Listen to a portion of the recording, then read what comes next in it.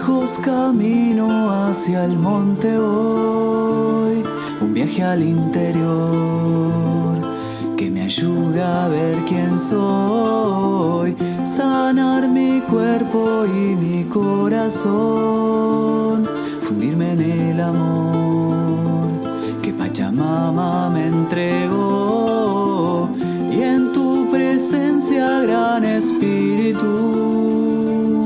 llega la visión que tanto tiempo me esperó, bajo la sombra de un